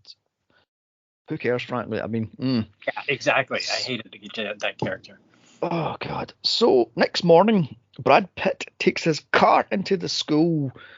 What is that, a workshop? I have no idea what that is, because they don't have these in Britain, so I have no idea what that thing is. Oh, yeah. Because auto shop, yeah. Okay, auto shop. Have auto shops. And here, right in front of Brad Pitt, Brian cuts his brake lines. I'm going, are you fucking blind? He's tinkering with your brakes, and you just sit there and let all this whole Lucy left and tidy righty or some shit like that thing. I'm like, oh dear God. And it's dropped here that it was Brad Pitt that taught me to tighten a screw or loosen a screw, and that's how he killed his dad when he was 12, because Brad Pitt actually tampered with the brakes, and it wasn't actually Brian. Right. So I was like, right. But it was all a joke and a laugh. But oh my God, I don't care. Yeah. See, I remember that scene, and I'm like listening to it and everything, and I'm like, wait, that seems like it's more important than they're behaving like. You know, this conversation is more important than the impression that I'm getting right now. Yeah. So poorly done. Yeah. I mean, at the end of it, I was going to go, have Brian tell Jill straight to her face, I'm doing this because your boyfriend destroyed my life. He made me kill my dad because he tampered with the brakes on his car, and I took the blame for it because I'm this good a friend, and he stabbed me in the back, and he's trying to get into your pants, and blah blah blah blah blah. And your dad took my future away, blah blah blah blah blah. But nothing. It just goes, I'm a killer from the past, the present, and the future. Right. What? I mean, what? My God. At a certain point, I'm thinking, was any of this scripted? Because it just sounds like he's talking and just is ad-libbing this entire thing and knows absolutely nothing of what the direction of what he's doing and saying it. It was just ridiculous. Yeah, utterly goddamn ridiculous. I was going, is this the bit where you're going off script willy-nilly because the script is stupid and you're just blabbering a lot of absolute crap, to be honest? Oh my God. So then it cuts back to the swamp, and Jill's dad is still lost in the swamp, as you do. And that's that. He's still lost. Yeah, he's lost. Yeah, it's now like what, 7 days or something like that, and he's still lost. How big's the fucking swamp? Oh my God. So in math class, the next day, by the way, Brad tries to get Jill not to worry about Colleen, who's been missing from the night before, because she's always been killed under bleachers with her boyfriend by Brian. He tells her it's fine, she'll show up eventually. Right. Yeah, and everybody's like, oh, okay. Yeah, that's fine. They're not like, oh, but maybe we should call her, or maybe we should go over to her house. They're just like, oh, yeah, okay. Yeah, that's fine. Yeah. And then the math teacher asks a question about math as Brian gets it like that, and Brad's like, who cares? And he gets thrown out of the place. Then Brian gets thrown out, and they go to the principal's office, and I'm like, what is this? Is this padding? Is this just useless footage? I mean... Yeah. Oh my God. It was. It was just like, oh, we need a little bit more time in this movie to make it an hour and a half. Yeah. Let's throw this scene in and that scene in, and character development. But it was neither. Yeah. Utter nonsense. I love the fact how Brian tries to befriend Brad. He's going, we were friends once upon a time, and he goes, yeah, but get away from me. You creep me out. Stay away from me, myself and Jill, because you're a killer, blah blah blah. And I was like, who wrote this thing? Because was it written in crayon by any chance? I mean, oh my God. So Brad goes into the principal's office, and he's told off, got a smack to the wrist because he's a rich, daddy's rich, basically, So, Brian Sass talks to VP, and he's kicked out of school just like that, because that's how that one works. I mean, yep. Oh my God. The crazy people always get kicked out first. Yes, yeah, that's very true. I love that too. She doesn't give a rat's arse. She just goes, you're expelled, or you're suspended, so yeah, go away. I'm like, for what exactly? Because he sass talked to you and you something about, I'm the adult, therefore I'll mold into my vision and you'll do as I tell. I'm like, who wrote this dialogue? It is clunky. No, I'm like, okay, this, for one thing, it's terrible. It's a terrible monologue. And two, again, it has nothing to do with the plot of the movie or anything that's going on. It's like, It doesn't even need to be there. This character does not need to exist at all. But she does. So, we move on. Yeah.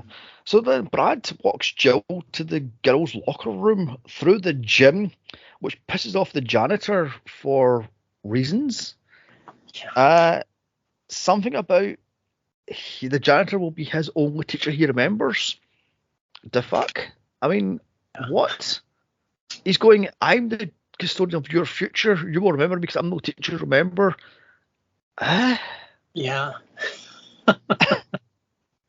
It's like, are you trying for a tagline? Because it's not working if you are. Nope. Yeah. Nope. Oh my God. Meanwhile, the killer kills the VP in a photocopy room by gently pressing her face on the glass. And that kills her. That's right. I can't tell you how many people I've killed that way. Oh my God. And by the way, I love the fact how it doesn't have a cover, the photocopy doesn't have a cover, it's just the glass. Yeah. Just, she just has the I mean, who makes copies without putting the cover down? Yeah, exactly. Yeah. I mean, oh my God. So if you didn't know it was Brian, then there is literally no hope for you. And okay, I was still thinking at that point, could it be Brad Pitt's character? I still was. I was still hoping that they would throw us a curveball, but they never did. Nope. I mean, I've got down here, if you still think it isn't Brian, then I can sell you a large tower in Paris. Oh my God. Okay, we'll talk after the podcast, and you can talk to me about it. Because I was still hoping. Oh my God. Jill somehow walks into the photocopy room and finds the VP stone dead on the photocopy as it's still photocopying away. And I'm going, that poor actress had to stare at that light with her eyes wide open as it's. I mean, God almighty. She then screams and runs out the room, and Brad Pitt runs in and starts fingering Brian, going, he's the killer, as the guy runs off. Yeah. And chases after him, and then he loses him outside, and who gives a feck? I'm going, just get on with a bloody thing. And then everybody ends up with those stupid copies of her face. Yes. Everybody. Oh, who distributed those? Yes. Yeah. Oh my God. Oh, I forgot the pièce de résistance, the bit that always made me stop this fucking movie. Brad Pitt runs through the drama department and finds the principal playing dress up in the drama department. What in the? I don't know. Oh my God. And it cuts back to the swamp. There's helicopters and there's cop cars and there's bloodhounds, and the DA is lying there going, help, oh, I'm dying. As the dog goes up to him and he goes, get help, is eating an egg, and the dog just barks. And I was going, who wrote this? What is happening here? Why is this happening? I don't get. Yeah. Again, at that point, Martin Mull was just making me angry. So I was just like, let's just move on. Yeah, I mean, couldn't he have just spat the egg out and grabbed the dog by the collar and go, take me back to your master, for fuck's sake, instead of going, help, oh, fucking moron. Oh my God. So that night, there's a PTA meeting, and everyone has photocopies of the vice principal, headshot going, look, she's been murdered, look, my boys thought the thing happened. I'm like, who wrote this thing for? Yeah. Oh. Because my first thought was, okay, it was a crime scene, so all of those copies would have been in possession, but it would have been in police possession, and people wouldn't have just ended up with them. But it was just, oh my gosh.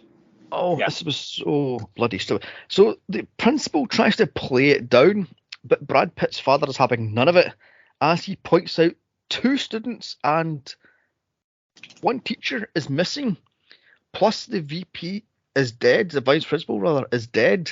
So why are you playing it down? Nothing's happened. And after the PTA meeting, the janitor, all of this one, the janitor throws out the photocopied picture of the VP's dead. And in the dumpster is Brian's hand. It comes out fucking Joker style from the slime. Oh my god. And holding the photocopy of the face. Oh Jesus! Oh my god! So it just cuts to that night, and Jill is studying in her bedroom, all alone, in this huge bloody well house. So, Brian rides up on the kiddie bike thing and stalks her. And I've got down here, the entire town is looking for this guy because he has killed the vice principal. He has killed the DA, or he thinks he's killed the DA, and the DA's daughter is all alone, but nobody bats a fucking eye. I'm going, he's on his little bike, wearing the black suit and the fucking bowling shoes, and nobody bats an eye. Oh dear God! So he plays mind games with her as he puts a card in the spokes of the bike. It's and that drove me insane. Oh God! As she's jump scared by the neighbour's kid in the back, who's on his little tricycle thing, and goes, "That is a lazy jump scare." Yeah, I was going to say, calling it a jump scare is very, very generous. God. She then somehow finds her dad's dictaphone as he's rehearsing the speech he's going to give to the grand jury, how he indicted Brian years earlier to be put in the psych ward. And I was going, that is beyond bloody lazy. Yeah. It just falls off the shelf and it starts to play. Yeah. Right.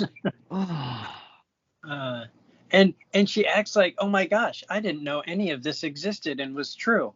You know what I mean? It's just like, it's her dad. I mean, it was clearly, I don't know. It seems like she would know a little bit more than she did.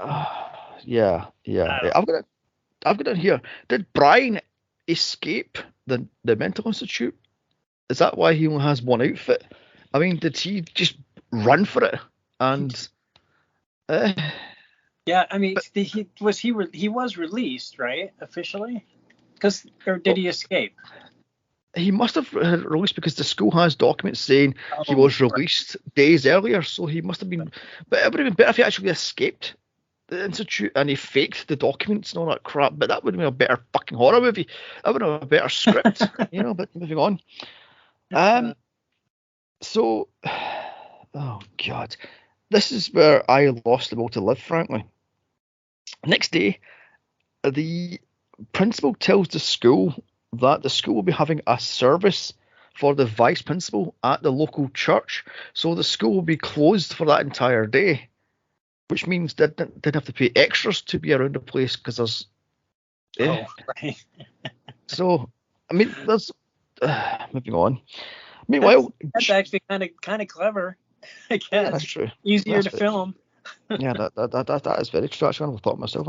So, meanwhile, Jill shows Brad Pitt the files from her dad's study, showing that Brian was the one that killed his dad 5 or so years earlier. And it was already shown earlier that he'd killed his dad, so why are they pulling that piece of information out for no fucking reason? Right. I want to hear red herring again, as Jill thinks Brad cut Brian's dad's brake lines for reasons, as but this is in school, by the way. I forgot to mention that. I think because 1 minute they're in her house, then it cuts to the school, and they're discussing this on the stage next to a drum kit for some reason, and they're talking about, oh my God, he cut his brake lines because Brian said a friend helped him with the loosening of the screws, and I was like, what? Yeah. And I'm like, okay, for one thing, that was just a weird way to, put that forth, in that the way they did it on stage, and like they were acting, but they were reading a script, and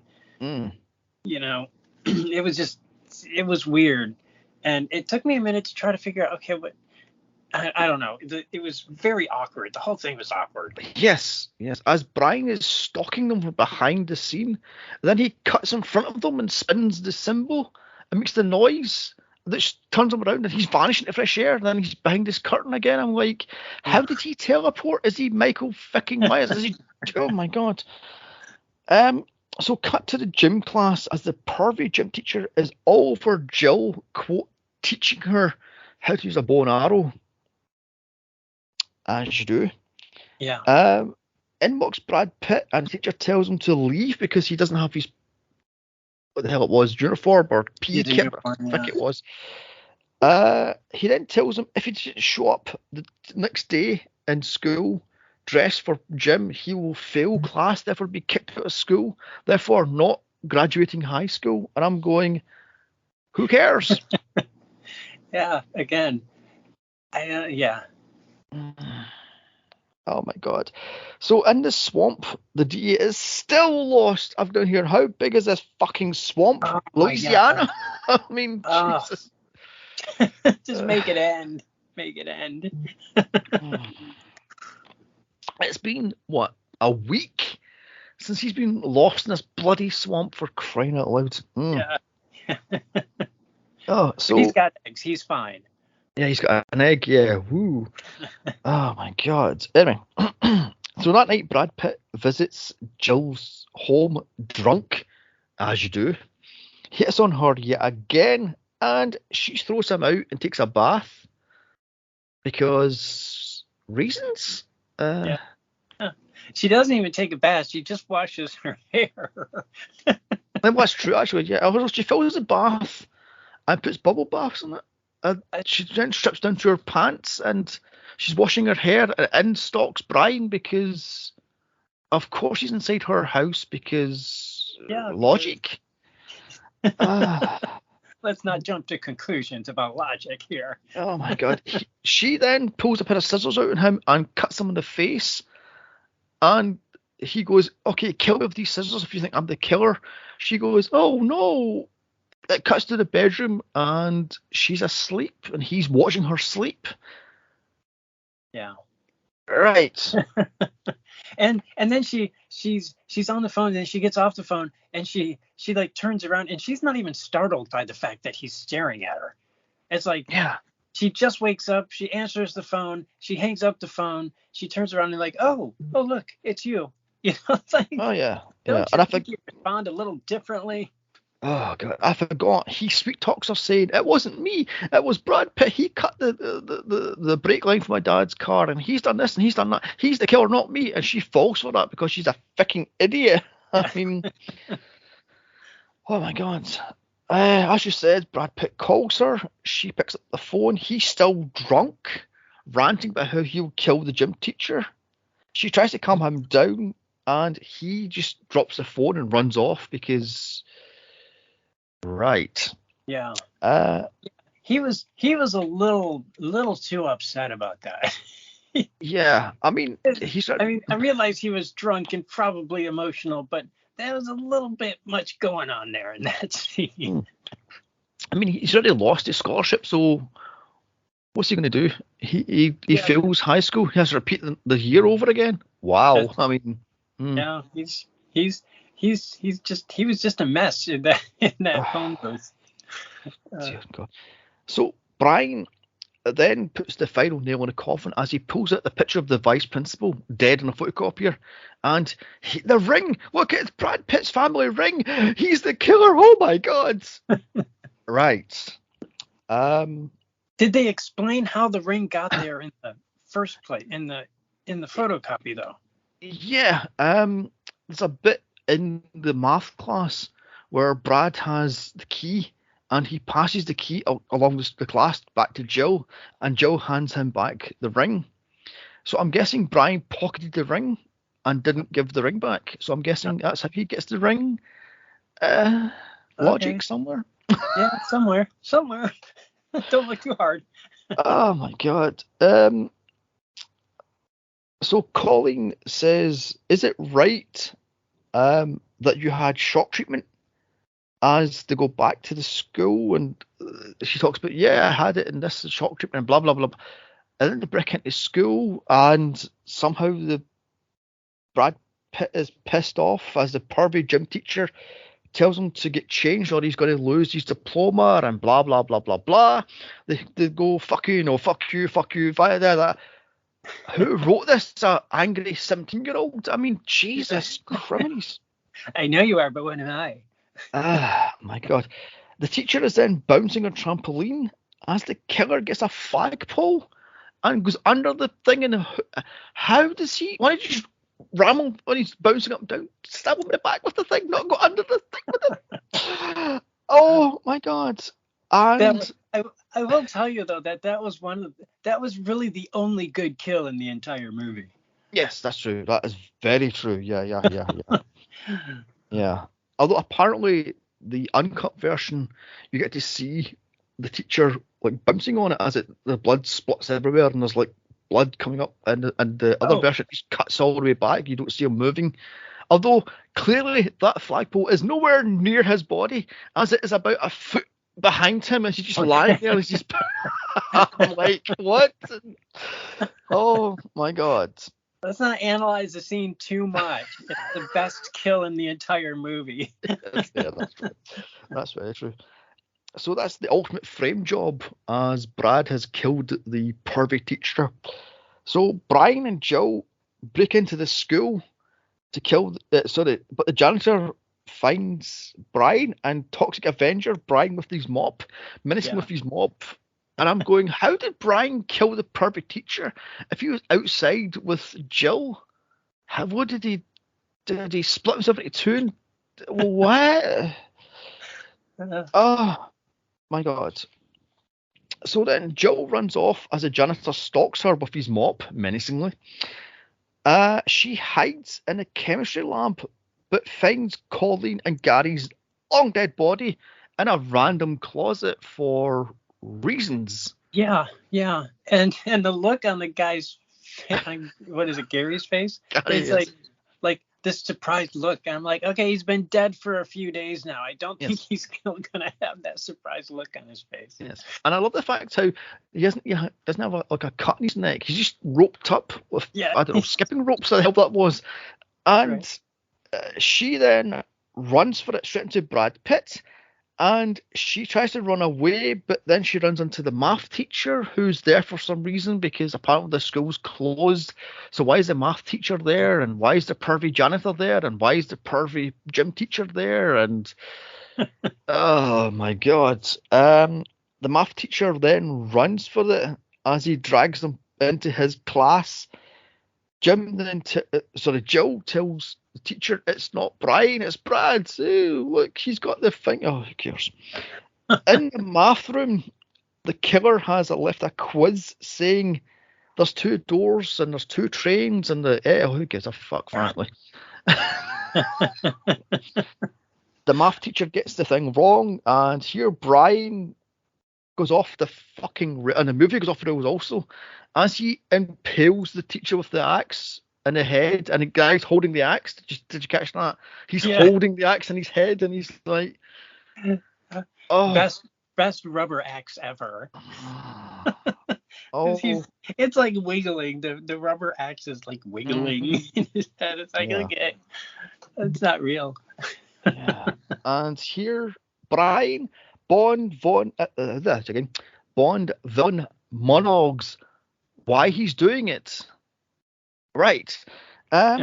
how he loves her. He hates Brad Pitt because Brad Pitt made him lose his life. Blah blah blah blah blah. He hates her father because blah blah blah blah blah. And I've got to hear no. It's because he fancies or he loves her, and he thinks he's better than Brad Pitt. So it's all a jealousy plot.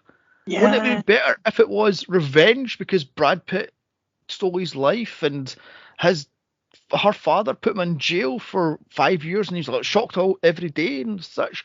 I would have a better plot, but nope. I'm better than Brad Pitt. Yeah, it's almost like they were like, he's crazy, so we're just gonna make him sound crazier and make him make no sense in this. The entire point of the movie make no sense because he's crazy. Yeah. Okay, well, that's okay. Yeah. Ridiculous. And then she just stands there like an idiot going, oh my God, as Brad Pitt uses a baseball bat to smash the door open. Then the baseball bat just disappears. It just vanishes into fresh air. As he drags her out of the place, runs back to the chemistry lab and puts the water shower thing, what the fuck that shower thing is for, and throws a rock at him because he thinks it's sodium. It is just a rock. Oh, my God. And then they run through the school. They run back down to the auto shop fucking place. And they have the power tool fight. And when I first saw this... that was the highlight of the movie, was the power tool fight. Yes. But when I first saw this back in 2020, I was stunned. They are real power tools. That is unchoreographed fight. And they are real power tools. I'm going, you have got to be kidding me. Yeah, things were really moving too. Yes. It was like, wow, okay. Because it was like, that was fun. I have to admit that the power tool fight was a lot of fun. Mm-hmm. Dangerous, but fun. I mean, totally fun. He throws the sander, which is still spinning, to Brad Pitt as he catches it. I'm like, what the fuck? And we didn't have CGI back then, so it's real. Jesus. And they're having a sand-off as a fixture with different sanders. And I'm going, oh my God, do you know how dangerous that is? As Jill is just standing there doing bugger all. She's going, oh. And Brad Pitt goes, unplug his sander. She's just standing around doing nothing the whole time. Oh, it's like until she goes to try to unplug something. It's the first thing she did the entire time. Yeah. I'll go down here. Who cleared this? Who gave us the green light to fight with real power tools, not gimmicked power tools, real power tools? I'm going, what in the name of God? Yeah. Good time. Oh my God. So Brian teleports behind Brad Pitt, who is holding the running sander, which was thrown at him seconds earlier, and it's running. I'm going, that could have sliced his hand clean off, but who cares? A cheap 80s slasher. Oh my God. He then gets a hold of some sort of vice. What the hell was that thing he had around his neck? What was that thing? It was like a vice sort of thing. Oh yeah, it's for holding hot things to pull them out of a mold. Okay then. Yeah, we had them metal shop, and we had those things. Okay. In fact, he has him by the neck. he's directing him. I'm going, you're going to choke him. And then he puts him in a vice with a real drill. And you can see Brad Pitt struggling to keep that thing away from him as it's moving towards his body. I'm going, that's a real fucking drill. And you've got Brad Pitt in a vice. Yeah. As it's coming towards his body. Oh, my God. And the thing is, even when his head is in the vice, I'm like, Brad Pitt's head was not moving. So it was like, even though his body was moving, his head was not. So clearly his head really was in that vice somehow, because it was not moving. It was like, that was good. That was good. Some good stuff there. Oh my God. Yeah. Oh my God. And then out of nowhere, he hits on Jill and goes, give me a kiss, but take off your clothes first. She then sort of tries to, and then suddenly goes, "How dare you touch me?" and throws him on a running, what was it, a bandy saw, and he dies. I'm going, was that a real saw? I mean, well, obviously it wasn't because he's still alive, but and then the janitor walks in and goes, "I'll clean it up because you're a sweet girl," and is turned on by the. Oh my God. Oh my goodness, yes. Oh, I'm like, okay, we don't need the janitor in this scene. But yet they put him there. Yeah. And then just the two of them walk off arm in arm, stunned probably, as Brad Pitt's like, "That's a real fucking drill. He was trying to drill me. That's a real fight. This is insane." Yeah. They then tell the cops what happened, and then they just drive off into the sunset. Yeah. Right. And then the dad falls off a hill and stops in front of Brad Pitt's car. But oh my God, the brakes are cut. No! And they do a handbrake turn, and he goes, didn't cut class, did you? Freeze frame. Yeah. What? I'm like, oh my gosh. With them, he's barreling towards her dad with the whole, brakes cut thing and everything, and can't stop. And I'm thinking to myself, oh my gosh, I hope they don't end it this way, because that would be like so cliche and terrible. Fortunately, they didn't. Of course, they ended with a very, cliche last line, but still. Oh dear God! So credits mercilessly bloody rolling this thing, and I was like, this is an hour and 24 minutes, including 5 minutes of bloody credits. And this fucker dragged on and on and on. This could have been cut down. I mean, sorry. I did like the whole ending fight. That was a lot of fun. Except until she stepped in and, said, "Close your eyes," and he's like, "Oh, okay. I'll close my eyes when I'm in the middle of a fight," and it's just like stupid. I'm like, okay, we could have ended it better than that, because it was so cool up to that point. Oh my God. People. Yeah. I mean, let's wrap this thing up, shall we? I've done here. I get this is supposed to be tongue in cheek. Let's end this thing. Yeah, let's end this. Oh my God. I get it's supposed to be tongue in cheek, right? And this is supposed to be a piss take on slasher horrors, because, as I say to you, there was 3,600 plus movies done in the beginning of the decade. This was shot in the middle of the decade and released at the end of the decade. There was thousands of slashers. This is supposed to be a parody, a take on the thing. But did it have to be this stupid and make no fucking sense? Yeah. Also, what is with that live power tool fight at the end? That had me on the fucking. I was like, why are they throwing fucking spinning sanders at each other? My God. And why does every single man hit on Jill? I suppose he's the bloody dad. Didn't he do it, for crying out loud? Oh my God. Now, I think the only reason why this was shot out on straight to tape is because Brad Pitt was starting to heat up, because he was on TV a lot and he had a few movies coming out, and they went, screw it, put this out and make a quick buck. Much like they did with Chris Hemsworth with Cabin in the Woods, because that was on the shelf for 5 years before it was released. So this is a dumb time. If, however, big if, you are in the right frame of mind with the right group of friends, otherwise just avoid this, because your brain will just melt out your ears. It is ridiculous. Just have it on in the background while you're playing Scrabble with your friends, and it's fine. Anyway, so what do you say about this thing? It was terrible. There's no getting around it. But the last scene was great. I loved the last scene. The whole power tools thing was a lot of fun. Brad Pitt in his head in a vice was awesome.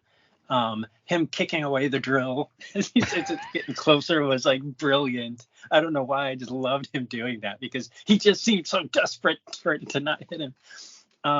It was really good, except then she steps in and ruins it. But but yeah, overall it was not good. It was not good. It just takes forever to get going. There's only like 3 kills in the entire movie. And what's his name as the crazy guy? He did a pretty good. I thought. I mean, his monologue at the end made no sense whatsoever, but he delivered it in a very crazy way, which was fun. So I mean, I'm not gonna give it a lot of stars, but it was okay. All right, let's score this thing. 1 being dog shit and 5 being solid gold. Now, as a sheer tongue-in-cheek piss take, I'm going to give this thing a 3 out of 5. But as a movie, this thing is fucking awful. Like it says, nothing happens for large spaces of time. Yeah. There's so much fluff and padding in this thing. It's like a drag queen's ass. I mean, this thing is incompetent as it stumbles from scene to scene, and it cuts back to the dad in a swamp, lost eating eggs and failing to get help. And then it cuts back to Jill doing something stupid. And then it cuts Brad Pitt's drunk, trying to get into her pants. And yeah, this is I don't know, 1 out of 5. I mean, what'd you give it? I'll give it a solid 2, but only because of the power tool fight scene. Only because of that. That's the only reason I will give it anything more than a 1. Okay. Because it was. I remember watching it at the end, and I'm like, oh, finally, this is almost worth watching the past hour and a half for this scene, because this is a lot of fun. So yeah. Anyway, almost, not quite, and worth spending an hour and a half, but it was close. Yeah, like it says, if you've got the right group of friends in the right frame of mind, with the right, you can have a lot of fun with it. You can have a lot of like riff taking, as they call it. Just take the absolute piss out of this thing, and it deserves it because frankly it's ridiculous. But otherwise, just avoid this thing because it's not worth the hour and a half. It's just it's just bad. It's and it's funny because you're saying that, and I know I'm going to tweet something like, "Hey, watch this movie before you listen to the podcast," and then they're going to hear this and be like, "Why did you have me watch that movie?" Yeah. Oh my god. Yeah. I mean, like I said, I only found this because I had I've got a thing for watching terrible 80s movies or 70s or 90s movies. And this was one of them, and this was one of the worst ones. So, like I said, let's wrap this thing up then. So you can follow us on Twitter at Midnight Mania Pod. I think it's called Midnight Movie Pod. I can't remember off the top of my head what that is. You can follow me on Twitter at Here's Johnny Sim9, and you can follow Spike on Twitter. Spike Warden 1. Okay, at Spike. You can follow us on Instagram at Midnight Movie Mania Podcast. I think it's our pod. And now also don't forget to follow us on Twitter because you can vote for movies that we'll cover as we're in the middle of doing our vote for this year's Halloween special, which is in a month's time. So there's still time to vote for the movie you want us to cover. So this has been interesting. And I'll also put other polls up and such to vote for various movies. So follow us on Twitter for doing that. Or you can email us, minutemoviemania@gmail.com, and give us a suggestion, or tweet us a suggestion, or Instagram us a suggestion. And we'll eventually get around to it if I can remember. Now, the next podcast is going to be a really obscure 1985 TV movie called In the Midnight Hour, which has LeVar Burton in it. So this will be interesting. I'll tweet out a link for it because it's on YouTube. I think that's the way you can find this thing is on YouTube. So there. But like I says, you are voting, because this will be out in early September, so you still get like 3 weeks of voting to find out what we're going to do for the Halloween special. And then in November, what were we doing again? Was it Doctor Who, the movie? Sure. I don't remember what we discussed. I remember that was one of them on the list. yeah, Doctor Who, the movie, which is a interesting thing. It's a 1996, I believe it was, American version of Doctor Who with the BBC support. So, this is good. I think it's done by Fox, I think it was. Yeah, it aired on Fox back in the day. Oh my God. And then in December, we're doing the Muppets Christmas Carol. Oh, God help me. I'm so excited. That'll be so great. Okay then. So, all I can do is like this thing and share it and get it out, because we need more listens. Also, give us a 5-star review on whether you heard this thing on iTunes or Spotify or whatever it is, and get us out there. So, bye.